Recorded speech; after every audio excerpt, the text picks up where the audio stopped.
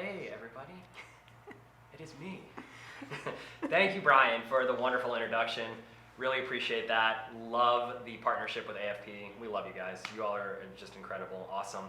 And to all of our lovely nonprofits that are here today, welcome. We hope to fill your minds and your hearts with as much value as you can possibly take in this short amount of time that we have together. So we're going to dive right in because we have a lot to cover in a very little amount of time. I'm joined here today by Gina Passante. She's our Director of Marketing. She has 2 decades of experience in digital media. We're going to unpack what the heck digital media means in a little bit, but she's worked with Home Depot, Home Decorators, Martha Stewart, True, and Bass Pro, and we stole her away and said, no more, you're coming here. And so now she is. So what does digital media really mean? Well, to our team and to nonprofits, it's critical, and it's what a lot of companies are actually missing, and it's what a lot of events are missing. It's like we have this event, but how do we get new people there, and specifically this new younger generation, right? And that's where Gina comes in, and we're building a team underneath her to help our nonprofits not only produce amazing events, not only tell amazing stories, but get the right people in the room and engage them in an online environment, right? They're searching on Google, how are they gonna find you? That's what Gina does. So welcome to our team. Well, thank you, Joey, and you just had an awesome intro, but as you guys heard, Joey is the president of Utopia Entertainment, and he leads all the fine people who are putting on this event today. And what we do here is guide nonprofits through the ever-changing and challenging digital environment, right? But as we say, no problem without a solution. That's right, no problem without a solution. Or we would have been dead, right? An event company with no events, we've figured out how to make it happen. Right. All right, so we're gonna cover 3 segments today. Okay, so we're gonna talk about pre-event, which is what matters most. We're gonna talk about during the event, which is how do we engage and provide a one-of-a-kind experience that leaves people in awe and loving us. And then post-event is how do we make our donors think about us all day and then dream about us at night? We want them to think about us and dream about us, well, you know. Right, and that's a lot of content to cover. That's the story of your life. You're right, exactly. So in the chat, what's the name of your organization? Just share that with us. We'd love to hear where you're zooming in from. What organization are you with? Variety made it very easy. They just put Variety Children's Charity. That's perfect. We love y'all. Y'all are doing great work. We've got City Academy. Love it. Who else do we have with us today? National Blues Museum, Jazz St. Louis. Okay, love jazz. Do you want to see my best jazz hands? Do it. Okay, Nurses for Newborns, Lift for Life. That's awesome. Thank you all for sharing. We really appreciate that. Really appreciate that. Let's do a quick test on our Zoom skills. This will be on the post-event survey to see how you all are. It's a quiz. Sorry. But let's do a collective unmute, and we're all going to say hello on 3. Does everybody know where the mute button is on Zoom? On the bottom left corner with that little red slash through the microphone? Mm-hmm. All right, ready? We're going to go on 3. Everyone's going to say hello. Ready? 1, 2, 3. Hello. Hello. Love that. All right, cool. Got some energy in the room. Testing you out because, as you probably noticed, we wanted to do a Zoom meeting because we want to see your beautiful faces. Our discussion today is just a little bit different. You know, we want to see your faces, we want to hear your voices, and we find that an important distinction is the wisdom sometimes doesn't really come from the presenters, but it comes from your voices. Right. It comes from not when we're talking at you, but when we're collaborating with each other, and that's what we'd like to do today. And so if you heard my welcome earlier on the before we started all the sessions earlier today, the welcome for AFP, you heard that we've helped 120 nonprofits raise in excess of $20 million over the past 18 months. So we're going to start unpacking how we did it. That is awesome.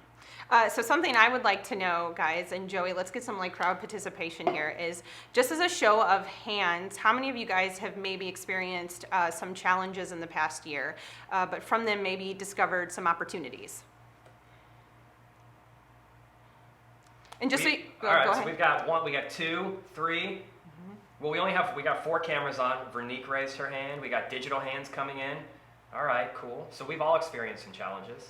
And just so you guys know, throughout the day today, we'll definitely be checking in with your feedback. Yeah, that's a key distinction. It's really important to us. All right, so where do we want to go from here? So today, I lead our client development team. And I lead our marketing team. So my team's gonna focus on the why, right? And my team is going to focus on the how. And so today I'm going to talk about emotional strategies from my perspective, and she's going to talk about tactical strategies from her perspective. So let's jump right into pre-event. When you're in pre-event planning, we just want to crowdsource and hear from you all. What is your organization, like, what are the most important objectives for your event when you're in that pre-event planning? So in other words, it's 12 months or 10 months or 8 months before your event. What outcomes matter most to you and why? Go ahead and share those. Physically raise your hand. Feel free to unmute yourself and just jump in. Let us know what outcomes matter most to you and why when you're focused on pre-event planning. Yeah, feel free to jump in. Veronique. I would say definitely setting a theme for the event, identifying the financial goal that we're trying to reach, and then who our target demographic is that we're inviting to the event itself. That's great feedback. Great. So raising more money perhaps than we have in the past, so making sure we hit those financial goals. Setting a theme so people are walking into an ambiance or walking into an environment. That's great feedback. Who else wants to check in on that? Feel free to if you want to throw that in the chat or raise your digital hand. We've got location, setting our financial goals and attendance goals. We have engagement on all fronts. Tori, I'm curious, would you share with us what engagement on all fronts means to you and your organization? Yeah, so for me, in terms of engagement, it's engagement with new clients, with donors, with members, ways to engage them during the actual event, whether that's something special that we have going on. So it kind of reaches all aspects of event planning. Got it. Okay, so what I heard, and the sound was a little shaky there, but what I heard is engagement on all fronts is providing an experience, providing a great experience. Okay, great. Thank you all for checking in. We really appreciate that.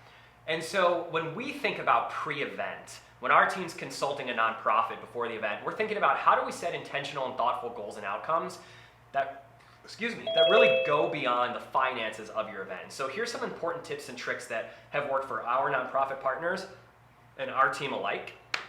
And we've really learned through the pandemic the power of relationships, not just relationships with our family, but of course relationships with our clients, with our donors, and with our sponsors, and just as important, with our teams. Yeah. And so we find a lot of our nonprofit groups, when they're planning for events, they're spending a lot of time with their committees, they're spending a lot of time with their boards. What we'd love to encourage them to do is get off site as a team.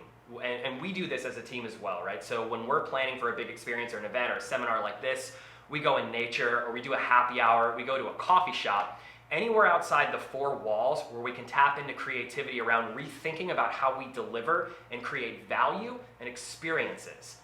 And so here's some questions we ask ourselves, and a lot of questions that our nonprofit groups have asked their teams. What outcomes matter most to us with this experience and why? What are our biggest success stories and how can we share those? What are our current strengths and identifying those for each team member? And where do we want to be a year from today, right? So if we're drinking, celebrating champagne 12 months from today, what are we celebrating? And then what actions can we commit to get there? And last but not least is how might we utilize what we've learned in this team brainstorming session to share all of that with our event audience so that we help them feel like being involved in our organization isn't a temporary thing, it's a forever thing. So it's really spending time with your team, and then spend time with our customers. This can be as simple as spending a day with them in their businesses, or taking them for lunch or for coffee. You can really do anything here, and I want to share a story with you. So I went to Kansas City just about 6 months ago to meet with our dear friend Terry. And Terry has been working with our team for about 5 years. She recently left one nonprofit and joined another. And so I went, kind of took the sales cap off, and I said, wow, I just want to be like really excited for her and love on her, and this is a great opportunity, and she wanted me to meet her CEO. I wanted to learn the mission. And so I spent a day out in Kansas City. The CEO said, hey, we have a relationship with another production company, right? And I said, that's great. I'm not here to earn your business. I'm just here to learn about you. And they took me to lunch, and they took me to all these different homes of all their recipients and people that were benefiting from their programs and their services. And I fell in love with their mission. And I sent them a gratitude video when I got back to St. Louis after my travels. And I said, hey, Janet, Terry, I just want to thank you so much for showing me who you are and what you do. And I know how much you matter. And because of what you showed me, right? And I shared a personal story about my grandparents who recently had to, unfortunately, bury their daughter. And they've been having a really, really hard time with it. And Janet and Terry's organization helps senior citizens reconnect with purpose. So their mission really, really moved me. So I sent that video to Terry and Janet. Janet sent me a video back, not 20 minutes later, at 11:50 on a Saturday night, and said, in tears, and said, Joey, your message moved me so much. We want to work with you guys and no one else. And my intent was not to win her business. My intent was really to learn about them and to be there to support Terry in this new journey. But just by taking the extra initiative and sending her that video, they're now a client of ours. And that's huge. So some questions you might want to consider when you're having those conversations with your prospective donors or your current donors is all around perception, right? So when you think of our organization, what's the first thing that comes to mind? How can we improve? When you think of our gala, what comes to mind? What did you love about last year's gala? What would you love to see? What would encourage you or inspire you to enroll your family and your friends? And we have a bunch more questions. Yeah. We have like a PDF or something with. Yeah, you guys can go ahead and put your email in the chat, and we'll make sure we get the PDF sent over to you. Oh, look, it's on the screen. That's amazing. Shout out to the that's production awesome. team. Thanks, guys.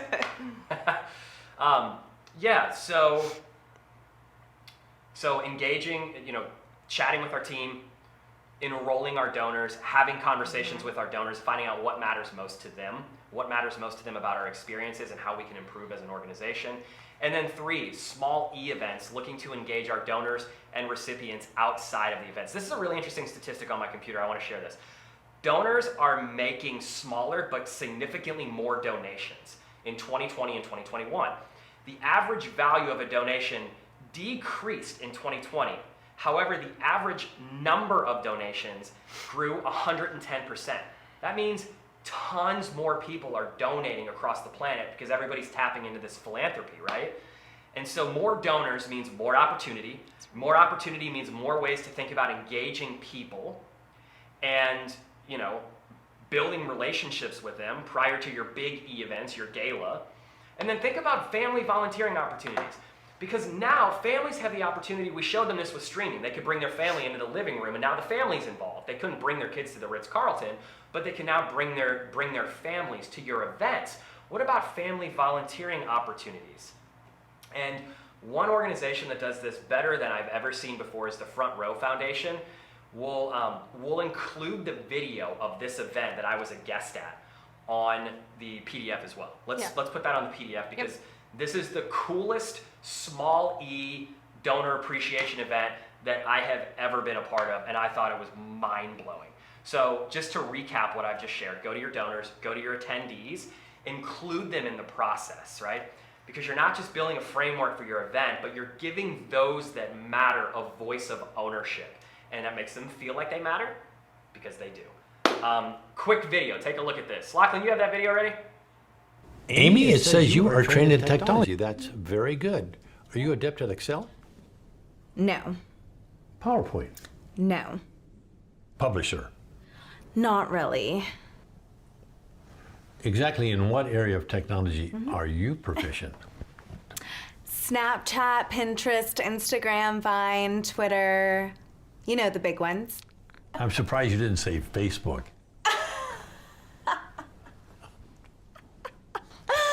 That's for old people, like my parents. That's funny. I think it's changing in the sense that we have accelerated the trends that have been in place with social media. So that aspect with the younger generation, it will revolutionize how we seek donations and how people are connected. My generation, and even I'm starting to get older, the younger generation after me, I mean, they care about things that previous generations didn't, and they just didn't, the previous generations didn't grow up with. So I think if you can speak to, things such as wellness, such as climate change, equity issues, things that really hit home. So you might have your well-heeled older donor that there is a different kind of ask and relationship that you have to cultivate. With a younger millennial set, it might be just the camaraderie, the social connectivity of all those people wanting to be birds of a feather flock together. They want to be together, having fun, but doing something important. I think nonprofits need to use a multifaceted approach to finding and acquiring younger members to join the nonprofit or to donate. We have the boomers that are virtually all in retirement now and aging out with a lot of the wealth, though, to help out society in their later years.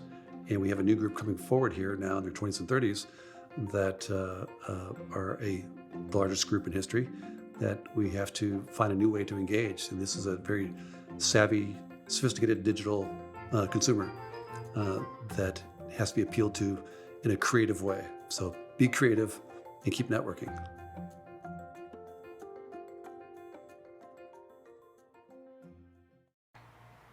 So the video above, we spend time with our nonprofit clients and their donors. And the video above, obviously we're major donors, but we spend a ton of time with our nonprofit clients as well. And this is the single most important question I think we asked, was if we could solve for one major fundraising problem in such a way that all your other fundraising problems go away or become trivial as a result, what would that be? And this is what they shared with us. The biggest struggle that we've had as a nonprofit in the past has been competing for the donor dollar. And now what we're struggling with is competing for time and heart. With limited time and money, families have to choose where to allocate their hearts in a world where there are many worthy nonprofits. Deeply connecting with people will help them realize that your organization isn't simply a nonprofit, it's a way of being. So by transforming our events and our stories and being mindful of this new generation coming in, that will help you turn your mission into a movement. So what exactly does this mean? Well, we've had things this way. We've done events like this in the past, and we realized that way is a little bit predictable and maybe a little formulaic. And with that realization, what we've seen from our team is people joining these nonprofit events from all over the world. And just yesterday, digital media is being able to find you online, right? Mm-hmm. And so we're not just building relationships with people in person, we're now trying to build relationships with new people online that may or may not even know us. This happened to us yesterday. We had a New York City-based nonprofit send us an inquiry on our website and say, we want you to produce our event. We saw your brand online. We sort of fell in love with your story. We fell in love with how you're helping and whatever. And we're like, hey, well, we fell in love with you too, and then we all made love. Is that what happened? Here's the point. Digital media and positioning yourself online works. So engage with us online, fall in love with us online, and then, hey, let's have a call to action and invite you to come to one of our events. And if we don't do that, then we become Blockbuster. Right. So Joey mentioned, the digital donor, right? So during your pre-event planning, you probably already focused on the analog group, right? So now we need to focus on the new generation, which is this digital group. And think of them as a digital group that doesn't remember a time before the internet. And think of analog as a group of people who do. This audience is made up of millennials and younger, and the millennials have been found to be one of the most generous generations so far. So they're willing to give, but they really haven't come into their wealth yet, right? Mm-hmm. So as boomers phase out and younger generations grow into their wealth, we should be shifting our marketing approach and now trying to reach to a vastly different type of audience, right? One that is familiar with the digital scene. Sure. So Spotify, podcasts, social media, this is where this generation is consuming content. Your content needs to speak to these people, and it needs to speak in a place that it's going to be heard. Can I just mention one thing here? One thought you might want to consider doing. So paid ads, you got to pay for them. Facebook, LinkedIn, Instagram, they're all earning money by you buying ads. If you do a live stream, that algorithm goes away. So think about involving your recipients for this pre-event launch where you get your recipients on a live stream and you're interviewing your recipients about all these things they're excited about with your organization, because live streams populate at the top of news feeds and at the top of YouTube. That's a huge stat right there. Yep. And here's some other things you can do to accomplish those things too. So have a user-friendly website that is searchable. People are searching for you online. So if they don't find you, they're going to find somebody else. Big stat here, 75% of young donors are turned off by an out-of-date website. So make sure your website's up to date, make sure it's user-friendly. Try running social media and email marketing campaigns, or try even like a text message campaign. Send digital invites, which we have some of those in our PDF that we're going to give out too. Yeah, there's a video. We just recently filmed a video for an organization, and we used their recipients to invite attendees to come to the event. So we used recipients to invite all the families to buy tickets. If you put your email in the chat, it'll be on the PDF we're going to send over to you after the event. Yep. Study data research and analytics, even send personal video invitations. And I think the goal here is to get them to the event, because this audience is the future generation that will be filling your seats and actually filling your bank account. I like that. Filling your seats and filling your bank account. Vernique likes it too. Yeah, but let's just back up here for a second and discuss video, because it's a very important tool when used in these practices. So video can be used for digital invitation, recipient videos, right, that make us all feel inspired to give, and web pages and virtual tours, which you have a story about. Yeah. So I want to share this quick story with you. We have a client, his name's Drew. Shout out to Drew. Drew, I'm going to send you this because you're freaking awesome. So I'm creating content and sharing love with our clients even while we're on a seminar, which is great. I'm going to send this to Right Drew now. because I want him to hear how powerful this story is of his organization. I want to tell you about a story about Bonnie. Now, Drew runs the #1 fundraising boys and girls club in the world. #1 out of 4,300 boys and girls clubs, and here's why. Bonnie is this random individual searching online, and she's thinking about, who should I give to? She ends up on Drew's webpage, Boys and Girls Club, and she's engaged immediately by this 3D virtual tour that they have of their club. Underneath the virtual tour are a couple data points of statistics and how they're helping these families and first responders and the nurses and doctors that are working overtime. They're dropping their kids off at the club, and the club's taking care of them. And underneath those stats is a video that our team produced for Drew and for Boys and Girls Club. She watched this video with the recipients actually telling the stories, their personal stories. And Bonnie then went on to give a $5,000 gift right there on the spot. That's awesome. Never having interacted with the organization in the past, found them online, gave the $5,000. And so Drew took it one step further. He could have just sent a form letter, but he called Bonnie. And he said, Bonnie, why'd you choose us? And she said, because the virtual tour and the video on your website. And she said, I chose you and Boys and Girls Club, Drew. And Drew said, well, we choose you too, Bonnie. Will you attend our event in November? And she said, yes, I will, but I'm no longer in Chicago, so I can't be there. And Drew said, great, we'll send you a link online so you can join us. And Bonnie and her husband are joining us on the event we're producing for Boys and Girls Club of Dundee in Chicago on November, online. Boom. And that's how we're starting to cultivate this new online generation. Right. You have that video? All right, this So is what Drew. we've learned, evolve or die, we're not going to go back to just a live event. And, there definitely needs to be that community element of it. But we know that our ask process in the past followed the typical scripted event that we all know you do.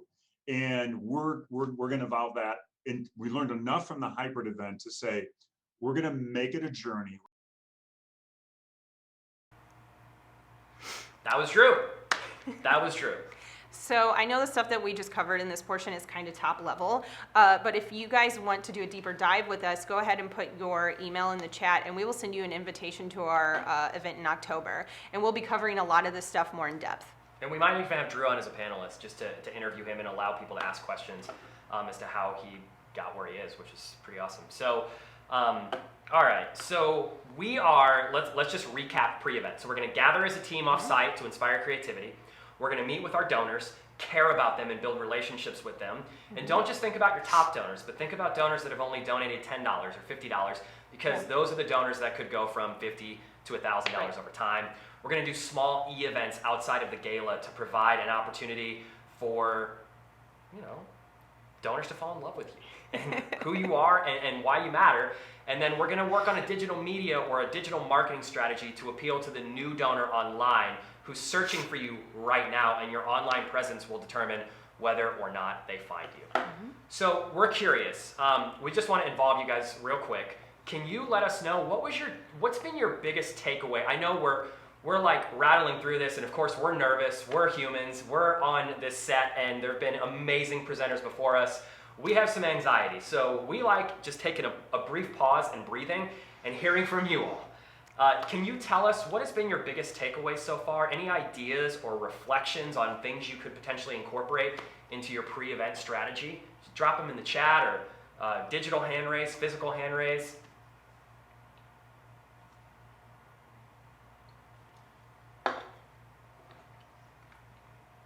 Biggest takeaways on this portion so far? Video invitations, awesome.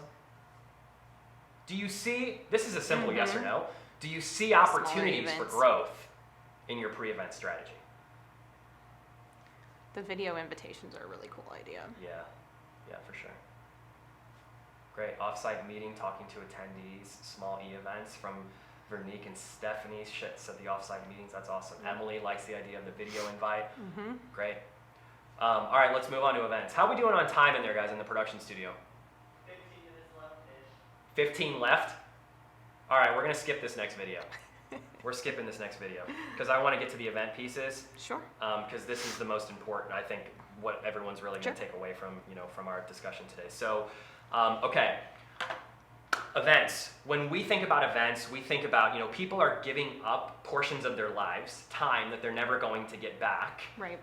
And so us as event organizers, we're thinking about, when you accept an invitation to our event, how can we leave people feeling like we've left them better than we found them, and they're better off for spending time with us, right? Because feeling is what makes life worth living. So how do we do that? Here's some tactical strategies and creative ways on how to think about making a really, really memorable and unforgettable experience. Imagine you walk into your next event and a personal concierge greets you. And this individual is making you feel welcomed. They know by colored wristband whether or not you've attended the event in the past.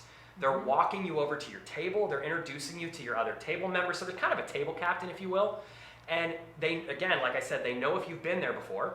And if you haven't been there, they're going to say, wow, we just want to welcome you. Thank you so much for being a first-time attendee of this event. Let us walk you over to this TV screen over here and show you some of our recipients and their stories and why you being here tonight really, really matters. And you show them that video. And then for attendees who have been there before, you're just making them feel loved and respected and appreciated. And you're introducing attendees to other attendees, right? So your personal concierge, did I miss anything? Oh, when you're introducing attendees to other attendees, there's not that social awkward, like, I don't know what I'm gonna do with my hands, so I'm just gonna go like this really fast when I'm talking. There's not that at the beginning of the event, because the personal concierge is making people feel super welcomed and introducing them to people.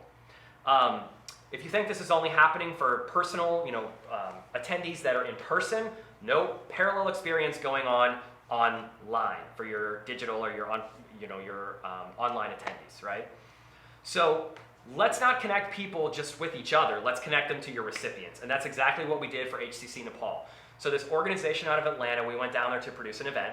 We can't bring Nepal recipients into a room for a couple of hours and then fly them back to Nepal. Yep. So we worked with a production company in Nepal. We brought these recipients in the room, and you had this family of kiddos.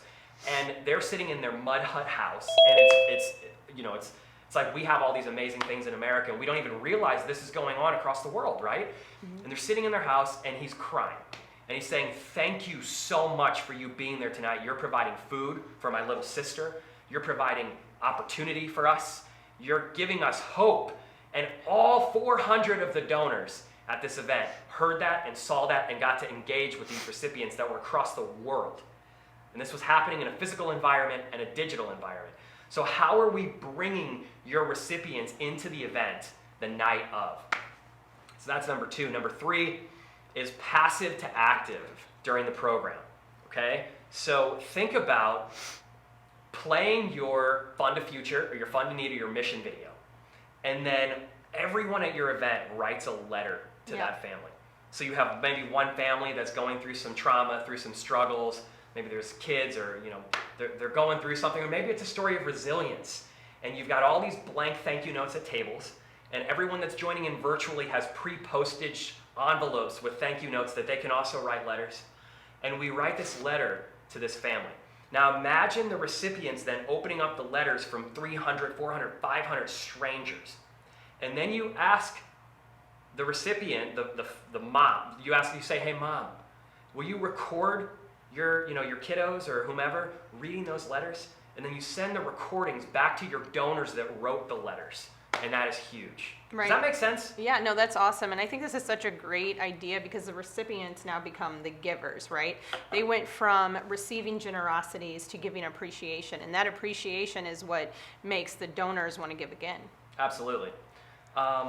So, okay, let's talk about technology in the room. And I'm like glossing past some of this because I want to get to the major points. October. Technology in the room. Right? Which part? October, right? If they want to do a deeper dive into what Deeper dive. Yeah, come to October. Let us know if you want to come to our seminar in October. We're going much deeper on a lot of this stuff. Technology in the room. So one of the questions we asked a lot of our nonprofit partners in 2021, or they were asking us actually, is, hey, should we invest the money in live streaming? And a lot of our nonprofits are thinking, maybe we shouldn't because we don't have an online audience. Well, check out this stat. It's almost 70% more money was raised in 2020 for the nonprofits that did offer a hybrid or a streaming portion of the event versus those that didn't. So when you have a Gina and you have a thoughtful digital marketing strategy and funnels like what Drew has at Boys and Girls Club and videos and a great online presence, your online attendees will be the least of your worries. And the biggest thing here is we don't want our online attendance, our digital attendees, to be an afterthought, but almost last is number 6 is creative partnerships and creative technology. So separate your sponsorships. You've got now online sponsorships, you've got in-person sponsorships, not just a logo on a program. Figure out a way to get your sponsors involved like what we're doing here today. We're producing this entire AFP conference so we can show people what we do as a group. We're producing the event, we're not just on a logo on a piece of paper. What we're doing for an upcoming event in October is we're doing an event in the parking lot of a wellness center in Clayton. This is a huge organization, nonprofit organization. This is one of their sponsors.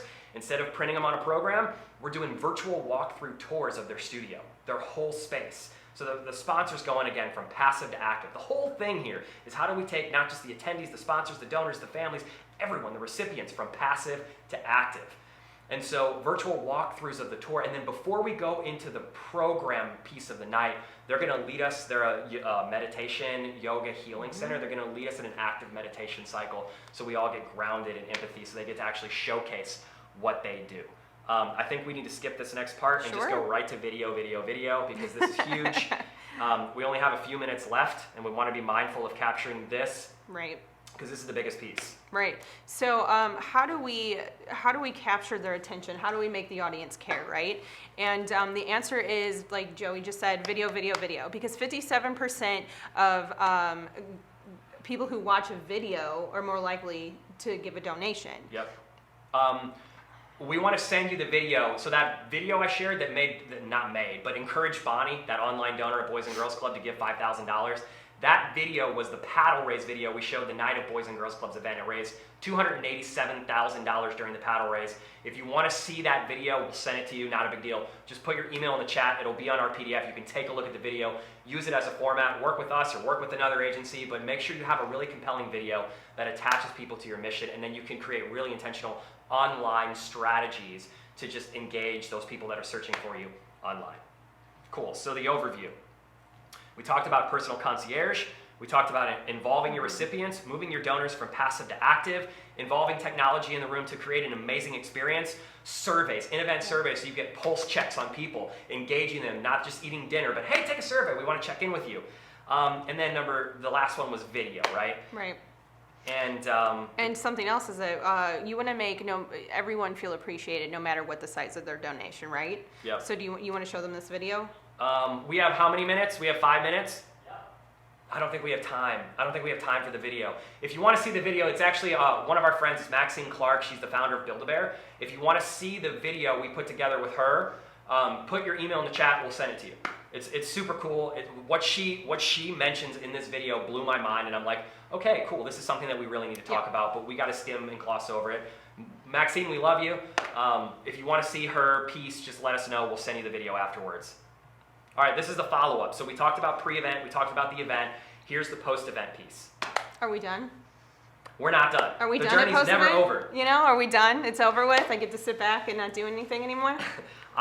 It breaks my heart when I walk up to an executive director or director of development at the event and they're like, oh my God, I can't wait for tomorrow for the event to be over. And I'm like, no! This is where it begins. This is just the beginning. Think of your event as a door opener, not a culmination.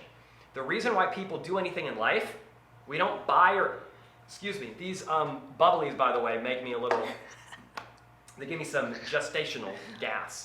Wonderful. Gastrointestinal, yeah, that word. We don't buy or engage because of a product or a service. We buy or engage because of how that product or service makes us feel. So we need to be thinking about how to make people feel before the event, during the event, and after the event. Our friend Jarrell does it this way. He has a little notepad. He takes notes, remembers everybody, calls them on Sunday. He recently did this, call a donor. The donor said, or attendee, sorry, he wasn't a donor, he didn't donate. He said, I've never had someone call me from an organization where I didn't donate.